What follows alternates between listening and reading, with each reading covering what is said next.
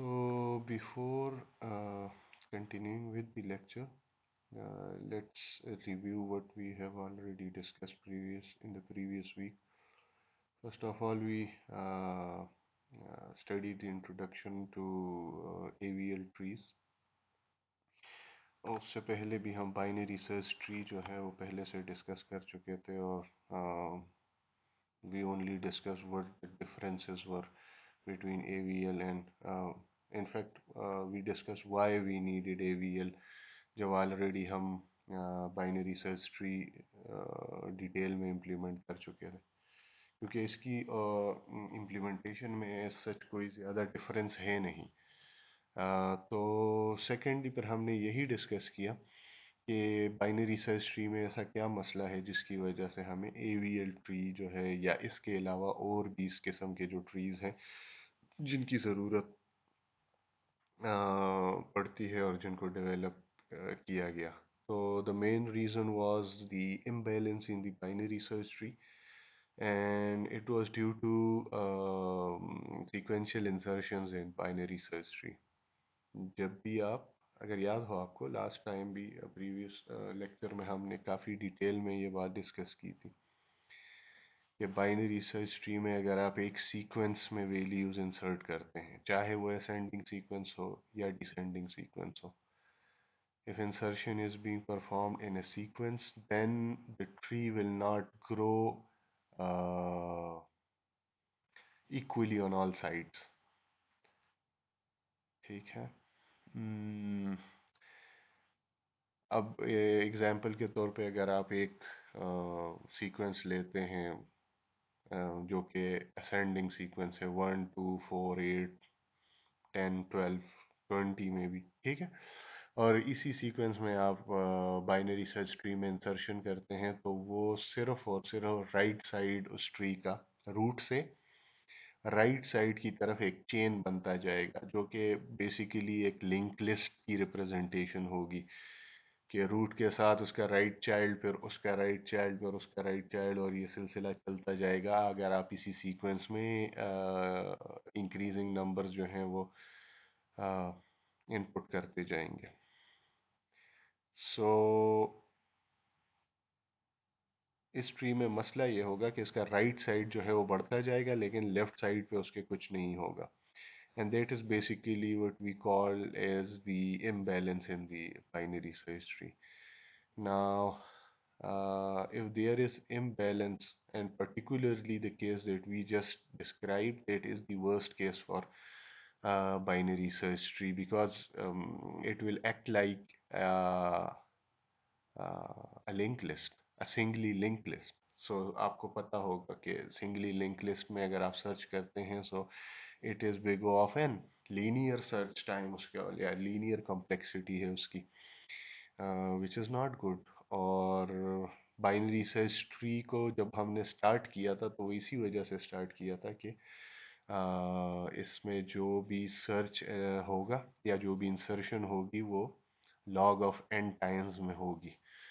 ठीक है। सो इस मसले को सॉल्व करने के लिए फिर एवीएल हो गया या रेड ब्लैक ट्रीज हो गए या फिर स्प्ले ट्रीज हैं या बी ट्रीज हैं, तो ये मुख्तलिफ़ किस्म के सॉल्यूशंस जो हैं वो सामने आए। अब चूँकि एवीएल जो है वो सबसे ज़्यादा इस लेवल पे सबसे ज़्यादा पढ़ाई जाती है ताकि आप लोगों को सिर्फ वो टेक्निक समझ में आ जाए, तो इस वजह से हमने यहाँ पे भी एवीएल को चूज़ किया। फिर जब हमें समझ आ गई कि एवीएल की ज़रूरत क्यों है तो फिर हमने उसके डिटेल्स के बारे में पढ़ा कि एवीएल रोटेशंस क्या है, मतलब how an AVL tree balances itself. तो उसमें कुछ एक्स्ट्रा ऑपरेशंस हमने डालने होंगे, वही बाइनरी सर्च ट्री की इम्प्लीमेंटेशन है होगी लेकिन उसके इंसर्शन और डिलीशन फंक्शन में कुछ एक्स्ट्रा एल्गोरिथम्स जाएंगे जो कि देखेंगे कि ट्री किसी एक साइड पे या उसका कोई एक ब्रांच जो है वो एक खास थ्रेशोल्ड से ज़्यादा ग्रो तो नहीं कर रहा। तो अगर वो एक साइड पे ग्रो कर रहा है तो the algorithm would be able to rotate from that side and it will try to reduce the effect of that growth on one side, जिसकी वजह से अपोजिट साइड उसका या सब ब्रांच जो है या सब ट्री जो है वो अपोजिट साइड में उसको बैलेंस करने की कोशिश करेगा। ठीक है, तो दो किस्म के मेन जो हैं रोटेशंस एल्गोरिदम्स हैं। अ, एक को कहते हैं आउटसाइड रोटेशंस, दूसरे को इनसाइड रोटेशंस कहते हैं। और फिर इनमें भी दो दो हैं, क्योंकि अगर जिस तरह आउटसाइड रोटेशन में जो पहला है, जो हमने उसकी पहली एग्जांपल भी लास्ट लेक्चर में डिस्कस की थी, that was if rotation is required or if there is imbalance, if there is imbalance at node A। ठीक है, तो फिर हमने ये देखना है कि अच्छा इसको इस पे कौन सा रोटेशन अप्लाई होगा। तो हम ये कंडीशन देखेंगे कि अगर नोड ए के लेफ्ट साइड, लेफ्ट चाइल्ड की लेफ्ट सब ट्री में अगर इंसर्शन हुई है, तो फिर जो है this is an outside rotation. और उसके लिए उसको जो नाम दिया गया था लास्ट लेक्चर में, that was rotate from right, और in other words rotate left. ठीक है, तो ये एक आउटसाइड रोटेशन है। और इसी सिचुएशन को अगर आप मिरर इमेज उसका कंसिडर करेंगे कि एक नोड के राइट चाइल्ड की राइट सब ट्री में इंसर्शन हुई है, ग्रोथ हुई है, तो उसके लिए अपोजिट रोटेशन की जरूरत होगी, which would be rotate from left.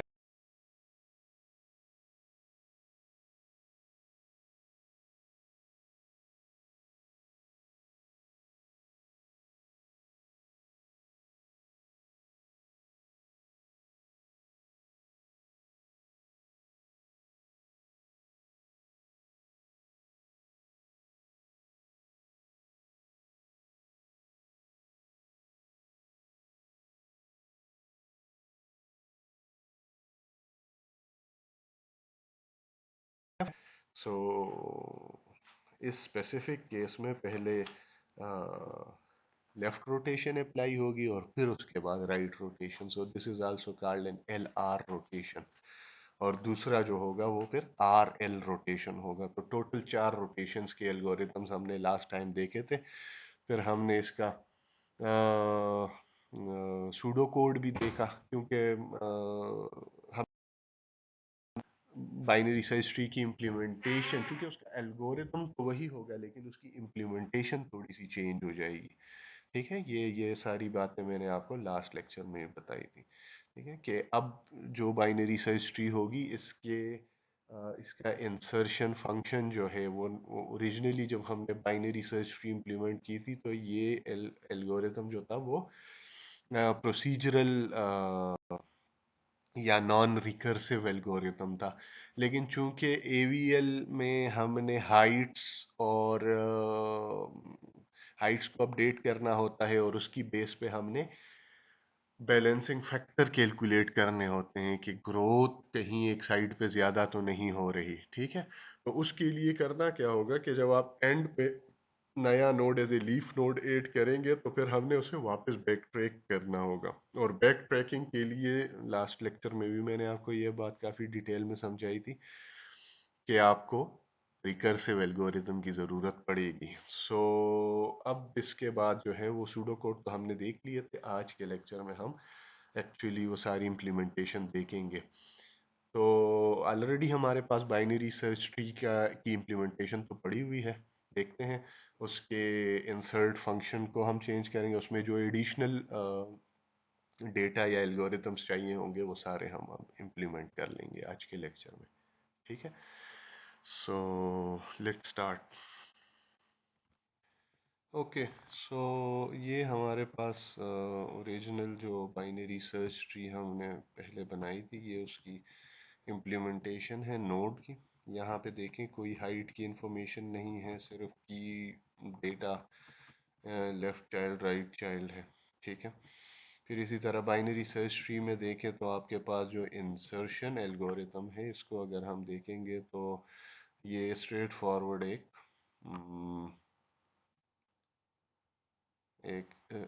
Non recursive algorithm है। ठीक है, सो इसको भी चेंज करना होगा। इसको एक रिकर्सिव एल्गोरिथम बनाना होगा। ठीक है, उसके अलावा फिर ये हाइट्स कैलकुलेट करने के लिए थोड़ा सा हमें एक्स्ट्रा कुछ इम्प्लीमेंट करना होगा। ये ट्रावर्सल है, ये तो ऑलरेडी रिकर्सिव था ही, ठीक है। सर्च है, अगेन ये चीज़ें जो हैं ये डिलीट है उसका। तो ये तो चलो हम ऑलरेडी जो चीज़ें इम्प्लीमेंट कर चुके हैं उनको हम अब इस तरह नहीं छेड़ते। या तो हम ये करेंगे कि इस पहले तो नोड में हमने डेटा ऐड करना है, ठीक है। तो नोड में एक तो हमें हाइट की ज़रूरत होगी, ठीक है। तो इसमें आ जाएगा इंटीजर हाइट, ठीक है। और इसी को इनिशियली हम जो है हाइट इसकी ज़ीरो रखेंगे, क्योंकि जो भी नया नोड बनेगा उसकी हाइट जो है वो ज़ीरो होगी, ठीक है।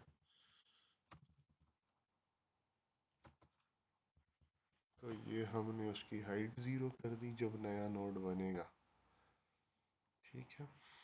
हम हाइट की वैल्यू यहाँ पे अब इसके साथ भी डिस्प्ले कर सकते हैं। So let's do that as well.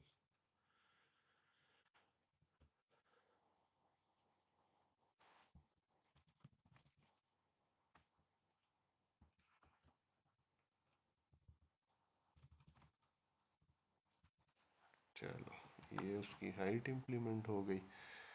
अब जो है हम क्या करते हैं, ये इंसर्ट जो ओरिजिनल है इसको नहीं छेड़ते, बल्कि इसकी जगह हम एक और इम्प्लीमेंटेशन मेरे ख्याल में अगर सिरे से कर दें तो वो ज़्यादा बेहतर होगा, ठीक है। So let's see.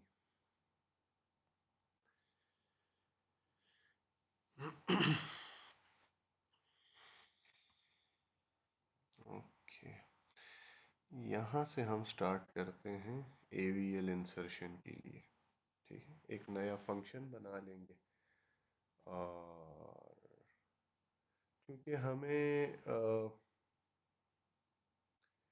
रोटेशंस और ये सारे इम्प्लीमेंट करने होंगे, सो उससे बेहतर होगा कि हम पहले ज़रा ये हाइट कैलकुलेशन के लिए और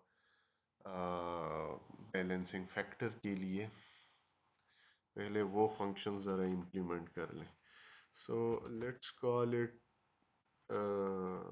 AVL हाइट GHD, और इसको एक नोड पॉइंटर आएगा करंट, ठीक है, जो कि पहले ये चेक करेगा कि करंट नल तो नहीं है। So if current equals to null, ठीक है, तो ये स्ट्रेट फॉरवर्ड इधर से रिटर्न -1 करेगा। ये बात अगर आपको याद हो तो हमने बात कही थी कि अगर नोड नहीं है, लेफ्ट चाइल्ड नल है या राइट चाइल्ड, तो उसकी हाइट जो है वो -1 कंसिडर की जाएगी, ठीक है। इसके अलावा फिर क्या होगा, अगर ये नल ना हो तो फिर ये एक रिकर्सिव कॉल बन जाएगी। और रिकर्सिव कॉल क्या होगी, हाइट क्या है, हाइट हमने कहा था कि जो भी मैक्सिमम हो लेफ्ट साइड पे या राइट साइड पे एक नोड से जितने भी स्टेप्स हो लीफ तक, तो जो भी मैक्सिमम नंबर ऑफ स्टेप्स में या मैक्सिमम हाइट हो मुख्तलिफ पाथ्स में से, तो यहाँ पे ये एक रिकर्सिव कॉल के लिए एक बेहतरीन कैंडिडेट है, ठीक है। उसमें से +1 इस वजह से होगा क्योंकि हम तो एक स्टेप नीचे से स्टार्ट करेंगे ना, तो इस वजह से हम उसमें, और यहाँ पे इसी फंक्शन को हम कॉल करेंगे AVL height. So current dot left के लिए कॉल करेंगे, करंट डॉट लेफ्ट चाइल्ड के साथ इसको कॉल करेंगे, कॉमा AVL हाइट, और ये राइट साइड के लिए कॉल हो जाएगा करंट डॉट राइट चाइल्ड। ठीक है। सो ये हमारे पास जो है सारी की सारी, लेट मी सी इसमें कहीं पे कोई मसला तो नहीं है। ये हो गया दूसरा, ठीक है। ओके, तो अब क्या होगा ये अगर आपको वो सूडो कोड याद हो जो लास्ट लेक्चर में हमने डिस्कस किया था, तो ये राइट साइड की हाइट रिकर्सिवली कैलकुलेट करेगा, उससे एक वैल्यू आएगी, और एवीएल हाइट ये राइट चाइल्ड और लेफ्ट चाइल्ड दोनों की कैलकुलेट करेगा। यहाँ पे एक वैल्यू आएगी, यहाँ पे एक वैल्यू आएगी, दोनों में से ये फंक्शन जो है मैथ का मैक्स फंक्शन, ये इनमें से जो बड़ी वैल्यू होगी उसको उठाएगा और +1 करके रिटर्न कर देगा। That would be the height of the current node. अगर ये नल ना हो, अगर ये नल हो तो वो पहले से रिटर्न कर चुका होगा -1। ठीक है। So this is the recursive height, और ये हम तब कॉल करेंगे इंसर्शन में जब हम नया नोड इंसर्ट कर चुके होंगे। ठीक है, हमने वो जगह फाइंड कर ली, वहां पे नया नोड अपेंड हो गया है, उसके बाद हम एवीएल हाइट को वहां से स्टार्ट करेंगे। और फिर चूंकि हमने वापस बैक ट्रैकिंग करनी होगी, चूंकि इंसर्ट भी एक रिकर्सिव फंक्शन होगा, तो वो जैसे जैसे हम वापस बैक ट्रैक करके रूट की तरफ आएंगे, उसी के साथ हर एक की हाइट भी अपडेट होती जाएगी। इसके और भी सॉल्यूशंस हैं, ये ज़रूरी नहीं है कि हाइट भी रिकर्सिवली कैलकुलेट हो, बहरहाल this is one of the solutions. फिर इसके साथ हमने चूंकि दूसरी जो इम्पोर्टेंट चीज़ है जो बैक ट्रैकिंग करते वक्त हमने इम्प्लीमेंट करनी होगी, तो वो होगी बैलेंसिंग फैक्टर, हमने कैलकुलेट करना होगा। तो बैलेंसिंग फैक्टर के लिए हम एक कोड लिखेंगे, let's call it PF balancing factor, और इसको क्या जाएगा, इसको भी नोड पॉइंटर करंट हम एज ए पैरामीटर देंगे, क्योंकि हमने वापसी पे हर उस नोड की वापसी का जो भी रास्ता होगा, जो भी पाथ होगा from leaf node, the new leaf node towards the root node, जितने भी उसमें आएंगे नोड्स, हम हर एक का बैलेंसिंग फैक्टर कैलकुलेट करते जाएंगे। ठीक है, और जहाँ पे हमें बैलेंसिंग फैक्टर में मसला आ गया वहाँ पे रोटेशन अप्लाई हो जाएगी, और वहीं पे बात, क्योंकि एक दफ़ा रोटेशन जहाँ पे अप्लाई हो गई उससे ऊपर जितने भी नोड्स होंगे उनके बैलेंसिंग फैक्टर ठीक होंगे। ठीक है। सो बैलेंसिंग फैक्टर क्या है, height of the left sub tree minus height of the right subtree. ठीक है, सो इसके लिए हम integer height of left sub tree HL and height of the right subtree HR। उससे पहले हम चेक करेंगे कि if current is equal to null तो क्या होगा, बैलेंसिंग फैक्टर उसका 0 बस रिटर्न कर देंगे, उसका तो बैलेंसिंग फैक्टर कैलकुलेट करने की ज़रूरत भी नहीं है। सो रिटर्न 0। ठीक है, अदरवाइज हम क्या करेंगे, HL इक्वल टू 1 प्लस, अच्छा इसके बाद हम क्या करेंगे, नहीं इसके बाद हमें चेक करना होगा कि कहीं करंट का लेफ्ट चाइल्ड नल तो नहीं है। ठीक है, पहले हम ये चेक करेंगे कि जिस नोट, क्योंकि हमने height of left sub tree और राइट सब ट्री कैलकुलेट करनी है, तो पहले ये कंफर्म करना लाजमी है कि वो नल तो नहीं है। ठीक है, सो इसके बाद हम लिखेंगे डायरेक्टली कि if current dot left child equals to null, तो इसका मतलब क्या होगा कि height of the left sub tree जो है वो 0 है, इक्वल टू 0।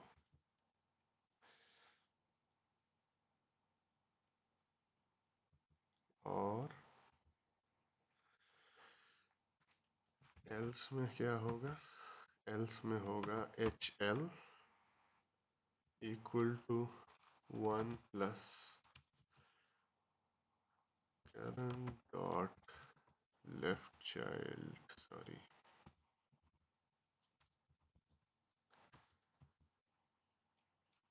डॉट हाइट, क्योंकि वो ऑलरेडी हमारे पास ज़ीरो से स्टार्ट होके जैसे जैसे नए नए नोड्स ऐड होते जाएंगे प्रीवियस की हाइट जो है उनमें अपडेट होता जाएगा। ठीक है।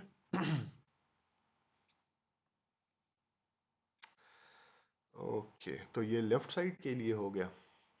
अब यही काम हमने राइट साइड के लिए भी करना होगा। ठीक है, सो let's do that. If current dot right child is equal to null, तो उसके लिए height of the right subtree H R equal to zero हम कंसिडर कर लेंगे। अदरवाइज क्या होगा, H R equal to 1 plus current dot right child dot जो उसकी हाइट की वैल्यू है। ठीक है, और जब ये दोनों हम कैलकुलेट कर चुके होंगे तो फिर बैलेंसिंग फैक्टर, चूंकि इंटीजर हमने यहाँ से रिटर्न करना है, ठीक है, सो वो क्या होगा, return H L minus H R, height of the left sub tree minus height of the right subtree. ठीक है, सो ये साथ साथ जो है, तो ये आपका बैलेंसिंग फैक्टर का की इम्प्लीमेंटेशन हो गई। ठीक है, अब ये तो चलो हो गया, हाइट अपडेट करने का भी एक बंदोबस्त हो गया, और बैलेंसिंग फैक्टर फाइंड करने के लिए भी हमारे पास एक फंक्शन आ गया। अब अगर हमने कहीं पर रोटेशन अप्लाई करनी है तो उसके लिए अब क्या करेंगे, तो रोटेशन के लिए हमने कहा था कि हमारे पास 4 रोटेशन होंगे, जिनमें से 2 इम्पॉर्टेंट हैं आउटसाइड के। एक्चुअल इम्प्लीमेंटेशन तो उनकी है ना, लेफ्ट रोटेशन और राइट रोटेशन की, जो सिंगल रोटेशन है, और बाकी जो 2 हैं वो इन्हीं से मिलके बनेंगे। ठीक है, so let's start implementing the single right rotation and left rotation.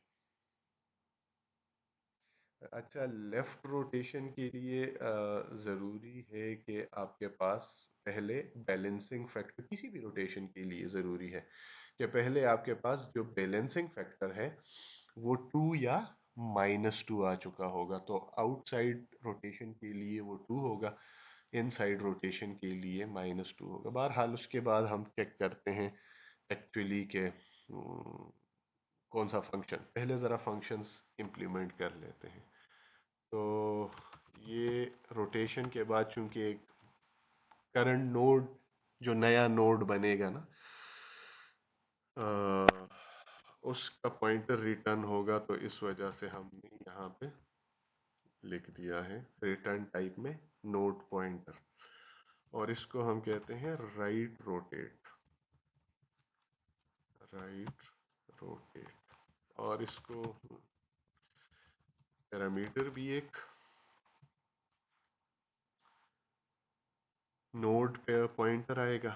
ठीक है, क्योंकि हम एक नोड पे बैलेंसिंग फैक्टर कैलकुलेट करेंगे, अगर वो बैलेंसिंग फैक्टर 2 हो या -2 हो, ठीक है, तब जाके हम डिसाइड करेंगे कि इस पे कौन सी रोटेशन अप्लाई होनी चाहिए। तो इसका सूडो कोड ऑलरेडी आप देख चुके हैं, अगर आप चाहते हैं तो यही कोड आप सूडो कोड को देखते हुए एनालाइज कर लें। ठीक है, एक टेम्परेरी हमने वेरिएबल पॉइंटर, नोट पॉइंटर बना दिया है y, और y इक्वल टू x, जो कि जिस पे रोटेशन अप्लाई होनी है, डॉट लेफ्ट चाइल्ड। ठीक है, और x जो है एक्स का लेफ्ट चाइल्ड, चूंकि हमने वहां पे अटैच कर दिया तो इसका इसके लेफ्ट चाइल्ड पे क्या आएगा, इसके लेफ्ट चाइल्ड पे आएगा वाई का right child. So the left child equal to Y dot right child. ठीक है, दोनों के लेफ्ट और राइट हमने स्वैप कर दिए, और y जो है उसका राइट चाइल्ड बन जाएगा right child equal to x हो जाएगा। तो ये अगर आपको याद हो, वो जो एग्जांपल में हमने कहा था कि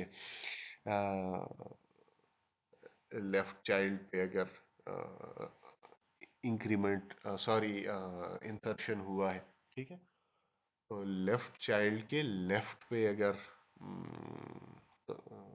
इंसर्शन हुई है या ग्रोथ हुई है तो वहां पे राइट रोटेशन अप्लाई होगी, या ये उस फंक्शन की इम्प्लीमेंटेशन है जिसको सूडो कोड में या लास्ट लेक्चर में हमने रोटेट फ्रॉम राइट, सॉरी, अच्छा ये रोटेट राइट है, तो ये राइट साइड वाले आउटसाइड केस के लिए रोटेशन है कि नोड एक्स जिस पे रोटेशन होनी है उसके लेफ्ट साइड के लेफ्ट सब ट्री में इंसर्शन हुई है। ठीक है, तो that would be rotate from left या फिर राइट रोटेट। ठीक है, तो ये राइट साइड की तरफ, फ्रॉम लेफ्ट टू राइट हम उस ट्री को रोटेट करेंगे, क्योंकि रोटेशन जो जो ग्रोथ है वो लेफ्ट साइड पे हुई होगी, तो उसको बैलेंस करने के लिए लेफ्ट से राइट की तरफ उसको रोटेट करेंगे। ठीक है, और वंस दिस इज डन तो फिर हम हाइट साथ साथ अब इसकी अपडेट करेंगे। सो एक्स डॉट हाइट, अब यहाँ पे एवीएल हाइट कॉल हो जाएगा।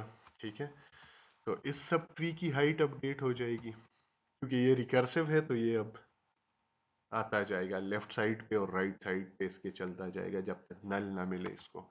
और इसी तरह से वाई सब ट्री के लिए भी उसकी हाइट भी हमने अपडेट करनी है। ठीक है, तो ये उसकी हाइट अपडेट हो जाएगी, और इसके बाद हम जो है रिटर्न वाई। ठीक, सो ये रोटेशन के बाद ये उस सब ट्री का रूट होगा, लोकल रूट जिसे कहते हैं, और इसी को हम रिटर्न कर देते हैं क्योंकि इसके साथ ही बाकी सारी एडजस्टमेंट हो चुकी है। ठीक है, ओरिजिनली एक्स जो था वो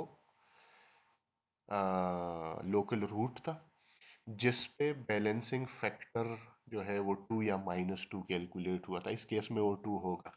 ठीक है, तब जाके ये फंक्शन कॉल हुआ होगा। हमने क्या किया कि x के लेफ्ट चाइल्ड को हमने एक टेम्परेरी वेरिएबल बना दिया y। ठीक है, और इसके लेफ्ट के साथ हमने अटैच कर दिया जो भी इसके लेफ्ट के राइट पे था।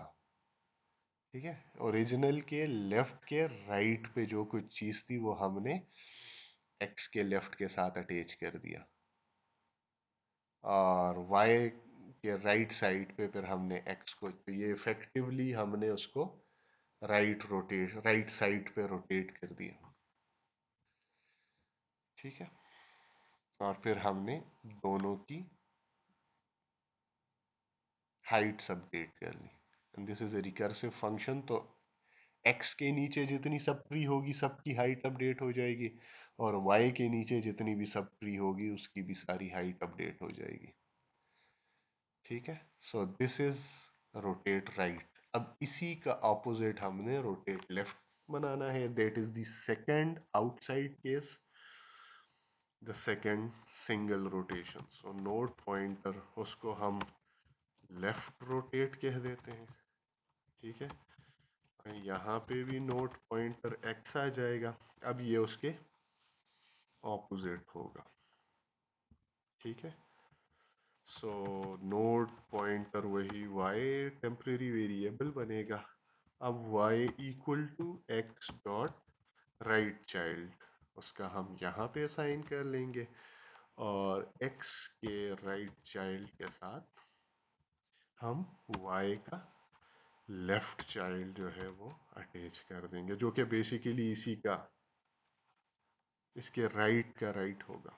ठीक है, देखिए x का राइट जो है वो y बन चुका है, और अब हम y का राइट, तो ये बेसिकली x के राइट चाइल्ड के राइट सब ट्री को हम उधर अटैच कर रहे हैं x के राइट साइड में। ठीक है, so sorry, y dot left child, इसका जो लेफ्ट साइड होगा, डॉट लेफ्ट चाइल्ड। और अब बचता क्या है?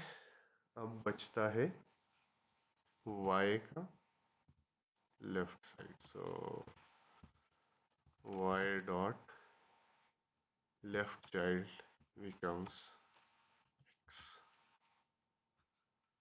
ठीक है, अब ये काम हो गया, तो यहाँ पे भी हमने अब हाइट अपडेट करनी है।